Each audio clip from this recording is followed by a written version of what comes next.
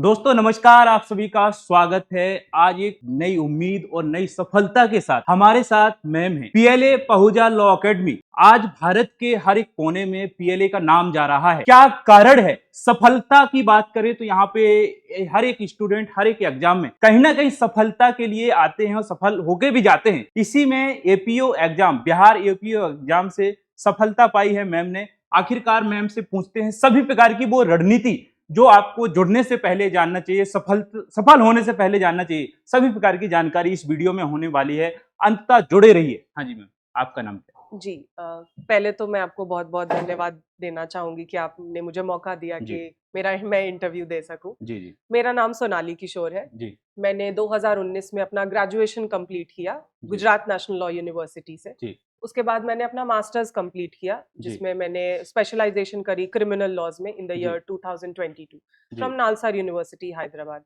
ये सारे एग्जाम्स मैंने क्लैट के थ्रू क्लियर किए हैं। अच्छा ये बताइए मैम कि आपने दिल्ली आकर की तैयारी की है कि ऑनलाइन यहाँ से क्लास ली है कि ऑफलाइन ली है? जैसा कि मैंने बताया ग्रेजुएशन मेरा 2019 में कंप्लीट हो गया था। जी जी और उसके बाद मैंने ज़्यादा सोचा नहीं।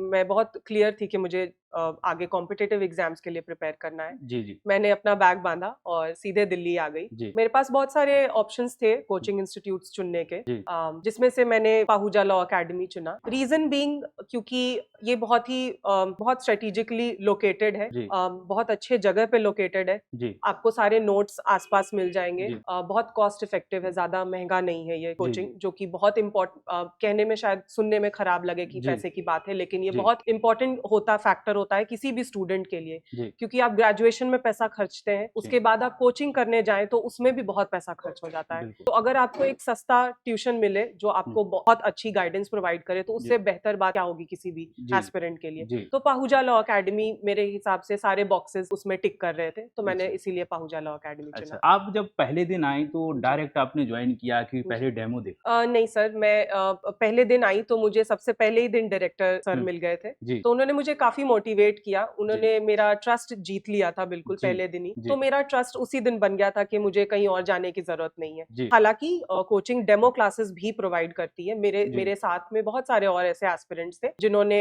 जो श्योर नहीं थे कोचिंग के बारे में, तो उन्होंने 1 2 3 तक मैंने पता है कि डेमो क्लासेस लिए हैं, और उसके बाद उन्होंने यही एकेडमी चुना है डेमो क्लासेस लेने के बाद भी। अच्छा, जब आपने शुरुआत की तो आपका टारगेट जजेस के लिए होगा, जजेस की तैयारी करने के लिए। तो साथ ही साथ आपको स्टेट पीसीएस, स्टेट की बात करें, स्टेट के लिए भी तैयारी कर रहे हैं, तो इसमें एपीयू को आपने एग्जाम दिया, तो इसके लिए कितना टाइम दिया? जब मैंने ये स्टार्ट किया था तब सारे एस्पिरेंट्स जुडिशरी की ही तैयारी करते हैं, क्योंकि उनको उतना पता नहीं होता कि और क्या वैकेंसीज होंगे। लेकिन उसी दौरान मुझे एपीओ के बारे में भी पता चला, और मुझे पता चला कि ये इक्वली काफी प्रेस्टिजियस जॉब है। जितना जुडिशरी है उतना ही असिस्टेंट प्रोसिक्यूशन ऑफिसर का भी पोजीशन उतना ही प्रेस्टिजियस होता है, क्योंकि कोई भी कोर्ट सिर्फ जजेस से नहीं चलता, उसमें लॉ ऑफिसर्स भी होते हैं, जिसमें हमारा रोल आएगा असिस्टेंट प्रोसिक्यूशन ऑफिसर एग्जाम। तो सिलेबस अलग अलग नहीं होता, दोनों का सेम ही होता है, तो साथ साथ में तैयारी हो जाती है। अच्छा, रणनीति क्या कैसे बनाई आपने, क्या कितना टाइम दिया इसके लिए तैयारी? मैंने 1 साल कम से कम इसको दिया, और बहुत ही फोकस के साथ दिया। 1 साल मेरे हिसाब से 1 साल से ज्यादा एग्जाम प्रिपरेशन नहीं मांगता है।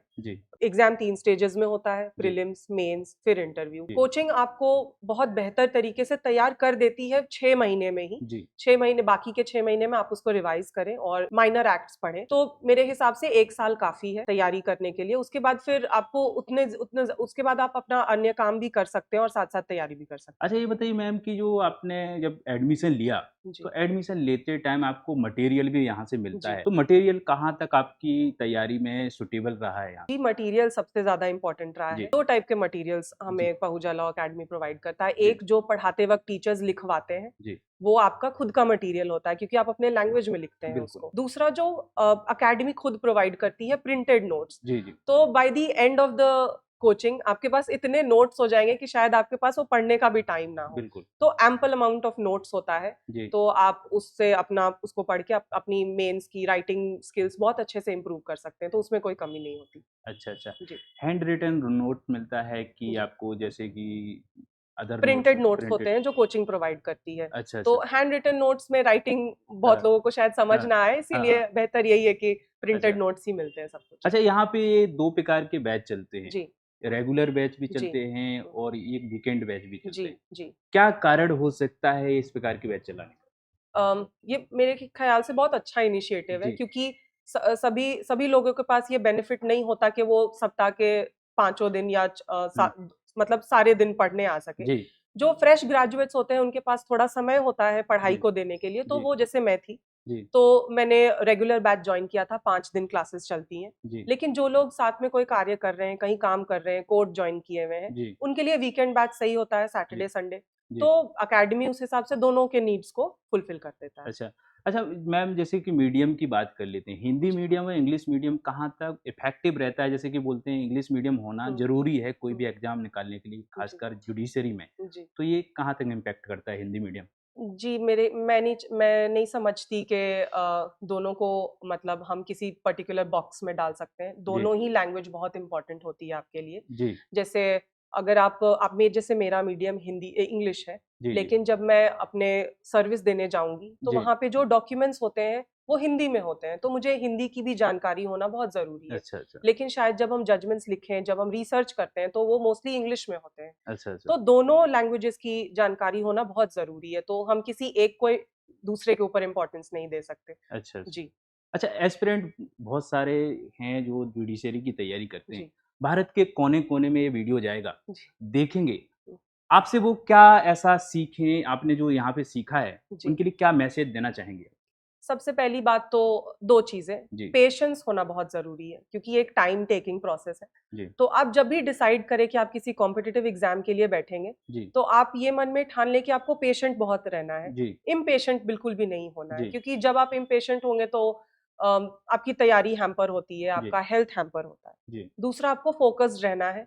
आपको आपके आस-पास आप देखेंगे कि आपके दोस्त आपसे थोड़े आगे बढ़ गए हैं या कुछ भी हो रहा है, आपको जी, अपना फ़ोकस नहीं हिलाना है, क्योंकि आपने ये चूज़ किया है जी, जी, कि आप इस कॉम्पिटिटिव एग्ज़ाम के लिए बैठेंगे। बिल्कुल। तो रिस्पॉन्सिबिलिटी भी आपकी है। जी, तो 2 चीज़ें बहुत इम्पोर्टेंट मैंने इस कोचिंग से भी सीखी, जो सारे टीचर्स पढ़ाते वक़्त हम सबको बार-बार ध्यान जी, दिलाते रहते हैं, क्योंकि जी, at the end of the day हम सब स्टूडेंट्स ही हैं। जी, थोड़ा-सा मन तो भटकता ही है सभी का। जी, तो फ़ोकस और पेशेंस बहुत ज़रूरी है। अच्छा। जी, जी मैम, जैसे कि जो 1 बार, 2 बार एग्ज़ाम देता है, इसके बाद सफल नहीं हो पाते हैं। जी, तो उसके बाद वो डिमोटिवेट भी होते हैं। जी, बार-बार ऐसा लगता है कि हमें छोड़ देना चाहिए तैयारी को जी, और पैसे की भी बहुत सारी जी, बच्चों जी, के साथ प्रॉब्लम होती है। जी। तो ऐसे इसको कैसे मैनेज किया जा सकता है? मेरा थोड़ा डिफरेंट टेक है इसमें। जी, मेरे हिसाब से जी, सभी के पास एक प्लान बी होना चाहिए। जी, जी, जैसे कि जब मैं जब आई थी, तो मेरा प्लान ए जुडिशरी था, मेरा जी, कोई प्लान बी नहीं था। जी, लेकिन मुझे पता चला कि और भी वैकेंसीज़ होती हैं जिसमें लोग बहुत अच्छा कर रहे हैं। जी, तो जिसके जिसके दौरान मुझे एपीओ के बारे में पता चला, जी, तो एपीओ मेरा प्लान बी बना। जी, ऐसा नहीं है कि मैंने जुडिशरी नहीं दिया है, मैंने जी। मैंने जुडिशरी का इंटरव्यू दिया है, अच्छा, अच्छा। तो मेरा उसमें नहीं हो पाया किसी जी, कारणवश। जी, तो मेरा प्लान बी रेडी था मेरे पास, जी, क्योंकि मुझे पता था ज़िंदगी तो छोटी होती ही है, तो जी, आपको पूरा ज़िंदगी आपका एक बहुत इम्पोर्टेंट चंक आपको सिर्फ प्रिपेयर करते हुए नहीं बिताना है। बिल्कुल। बिकॉज़ आपकी भी कुछ ख्वाहिशें होती हैं, आपको भी पैसे कमाने हैं, घर बनाना है, सब जी, मम्मी-पापा को अच्छा फ़ील कराना है। तो आपके पास प्लान बी होना बहुत ज़रूरी है, जी, सो दैट आप ट्राई करें, 3 अटेम्प्ट तक ट्राई करें, और नहीं हो रहा है तो फिर आपको थोड़ा you should take a step back and think कि मेबी आप कुछ और एक्सप्लोर कर सकते हैं। प्लान बी रखना बहुत ज़रूरी है। अच्छा। जी, तो ये थी सभी प्रकार की तमाम प्रकार की वो जानकारी जो एक जुडिशरी एस्पिरेंट को जानना ज़रूरी है। आप कहीं पे भी हैं, भारत के किसी भी कोने में हैं, जुडिशरी के क्षेत्र में पीएलए का नाम बहुत ही उभरता नज़र आ रहा है। ख़ासकर इसलिए क्योंकि जो इसका रिज़ल्ट है, रिज़ल्ट हर एक एग्ज़ाम के लिए यहाँ का बेहतर रहता है। कहीं 25 बच्चों ने, कभी 30 बच्चों ने, कभी 50 बच्चों ने इस प्रकार से यहाँ सफलता पाए हैं, सफलता लेकर जाते हैं। आखिरकार जैसे कि ये उदाहरण हमारे सामने है मैम है, इन्होंने जिस प्रकार से बिहार एपीओ में एक प्रकार से झंडा गाड़ दिया है, इस झंडे को गाड़ना है तो भारत में कहीं पे भी हैं, आप आना चाहते हैं, दिल्ली आते हैं, सबसे पहले पीएलए में आएंगे। पीएलए में क्यों आना है? क्योंकि सफलता पाना है, सफलता पाना आपका उद्देश्य है। पैसा जायज होना चाहिए, ऐसा नहीं कहीं पे भी चला जाए। पहले जांचिए, परखिए, इसके बाद एडमिशन लीजिए। जैसे कि मैम ने बताया, जी। और कुछ बोलना चाहें तो बोल सकती हैं आप। जी, मेरे मेरे सारे बेस्ट विशेज़ अकेडमी से हैं। मैं अपने सारे सक्सेस बिल्कुल यहाँ के टीचर्स और टीम को ओ करती हूँ। जी, सो मैं हमेशा थैंकफुल रहूँगी कि इन्होंने मुझे बहुत अच्छा गाइडेंस प्रोवाइड किया, और आशा करती हूँ कि मैं आगे जो भी करूं लाइफ में सक्सेसफुल रहूं, मैं हमेशा पीएलए को उस जर्नी का एक पार्ट मानूंगी। Thank you. Thank you. तो दोस्तों ये तमाम प्रकार की जानकारी है। जानकारी ऐसी है कि आशा करते हैं आप सहमत होंगे तो वाकई में यहाँ पे आएंगे। आने का उद्देश्य यही है, सफल हुए। हमारी मुलाकात अगले वीडियो में होगी, तब तक के लिए अपना ख्याल रखिएगा।